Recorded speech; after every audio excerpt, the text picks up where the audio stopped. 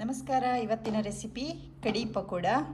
ಚಪಾತಿ ಮಾಡ್ಕೊಂಡಿದ್ದೀನಿ, ಹಾಗೆ ಅನ್ನನೂ ಮಾಡ್ಕೊಂಡಿದ್ದೀನಿ. ಇದು ಎರಡಕ್ಕೂ ಆಗುತ್ತೆ, ಅನ್ನಕ್ಕೂ ಚಪಾತಿಗೂ ಚೆನ್ನಾಗಾಗುತ್ತೆ. ಇದಕ್ಕೆ ನಾವು ಫಸ್ಟ್ ಕಡಿ ಮಾಡ್ಕೊಳ್ಬೇಕಾಗತ್ತೆ, ಮಜ್ಜಿಗೆ ಹಾಗೂ ಕಡಲೆ ಹಿಟ್ಟು ಉಪಯೋಗಿಸ್ಕೊಂಡು.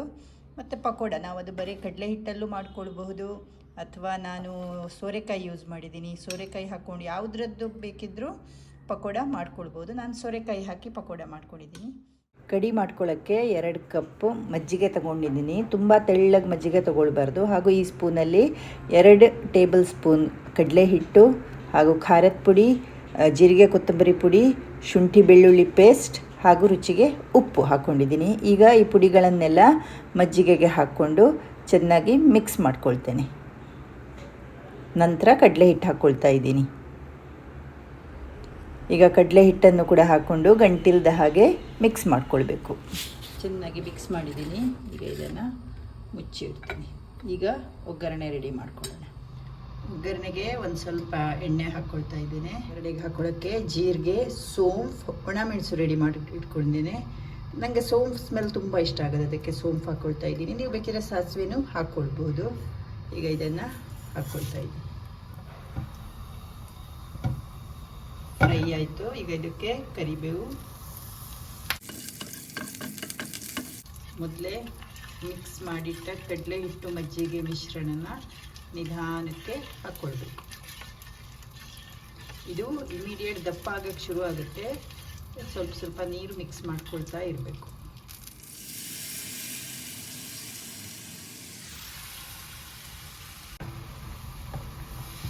ನೋಡಿ, ಗಟ್ಟಿಯಾಗೋಕ್ಕೆ ಶುರು ಆಯಿತು. ಸ್ವಲ್ಪ ನೀರು ಮಿಕ್ಸ್ ಮಾಡ್ಕೊಳ್ತಾ ಇದ್ದೇನೆ.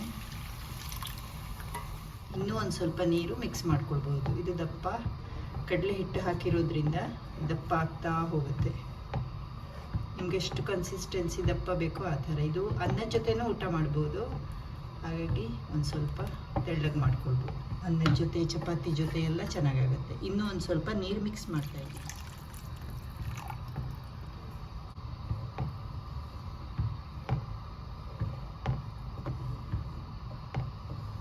ಈಗ ಒಂದು ಒಳ್ಳೆ ಕುದಿ ಬರಬೇಕು. ಕುದಿ ಬಂದ ತಕ್ಷಣ ಆಫ್ ಮಾಡಿ ಸೈಡಿಗೆ ಎತ್ತಿ ಇಡಬೇಕು. ಆಮೇಲೆ ಪಕೋಡ ಮಾಡ್ಕೊಳ್ಬೇಕು.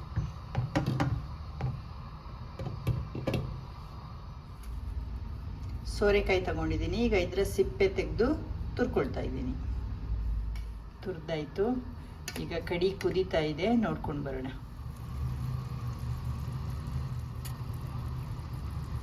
ಸರಿಯಾಗಿದೆ ನೋಡಿ. ಇದು ಇನ್ನೂ ತಣ್ಣಗಾಗುತ್ತಿಗೆ ಇನ್ನೂ ಒಂದು ಸ್ವಲ್ಪ ದಪ್ಪ ಆಗುತ್ತೆ. ಈಗ ಇದನ್ನು ಆಫ್ ಮಾಡಿ ತಣ್ಣಗಾಗಕ್ಕೆ ಇಡ್ತೀನಿ. ಅಷ್ಟೊತ್ತಿಗೆ ನಮ್ಮದು ಪಕೋಡ ರೆಡಿ ಆಗುತ್ತೆ. ಪಕೋಡ ಡೈರೆಕ್ಟಾಗಿ ಫ್ರೈ ಮಾಡಿ ಇದಕ್ಕೆ ಹಾಕ್ಕೊಳ್ತಾ ಇದ್ದೀನಿ. ಪಕೋಡ ಮಾಡ್ಕೊಳ್ಳೋಕ್ಕೆ ಸೋರೆಕಾಯಿ ತುರಿದಿಟ್ಕೊಂಡಿದ್ದೀನಿ, ಖಾರದ ಪುಡಿ ಹಾಕಿದ್ದೀನಿ, ಓಮ ಸ್ವಲ್ಪ ಕೈಯಲ್ಲಿ ಮ್ಯಾಶ್ ಮಾಡಿ ಥರ ಹಾಕ್ಕೊಳ್ತೀನಿ. ಇದು ಆಪ್ಷನಲ್ಲು. ಈಗ ರುಚಿಗೆ ಉಪ್ಪು,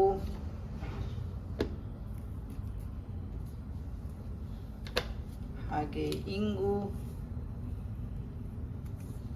ಹಾಗೂ ಕಡಲೆ ಹಿಟ್ಟು ಹಾಕ್ಕೊಂಡು, ನೀರು ಹಾಕ್ಕೊಳ್ಳೋದು ಬೇಡ, ಯಾಕೆಂದರೆ ಸೋರೆಕಾಯಿನೇ ನೀರು ಬಿಡುತ್ತೆ. ಎಷ್ಟು ಬೇಕೋ ಕಡಲೆ ಹಿಟ್ಟು ಅಂದಾಜಲ್ಲಿ ಹಾಕ್ಕೊಳ್ತಾ ಇದ್ದೀನಿ, ಕಲಿಸ್ಕೊಳ್ತಾ ಇದ್ದೀನಿ.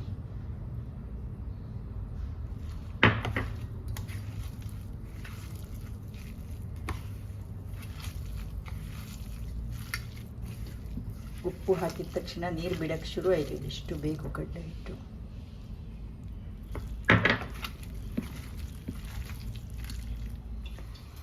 ನೋಡಿ, ನೀರು ಹಾಕ್ಕೊಳ್ಳೇ ಇಲ್ಲ, ಹಾಗೆ ರೆಡಿ ಆಯಿತು. ಈಗ ಎಣ್ಣೆ ಬಿಸಿಯಾಗಕ್ಕೆ ಇಟ್ಟಿದ್ದೀನಿ. ಹೀಗೆ ತೆಗೆದು ಹಾಕ್ತಾ ಹೋಗ್ತೀನಿ.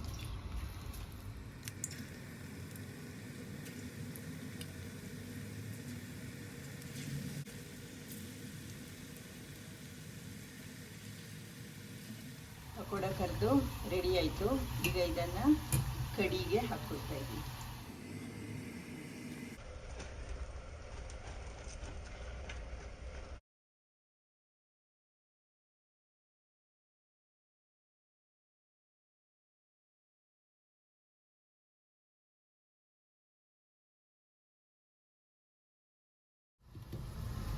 ಗಾರ್ನಿಷಿಂಗ್ ಕೊತ್ತಂಬರಿ ಸೊಪ್ಪು ಹಾಕ್ಕೊಂಡ್ರೆ ಡೆಲಿಷಿಯಸ್ ಕಡಿ ಪಕೋಡ ರೆಡಿ.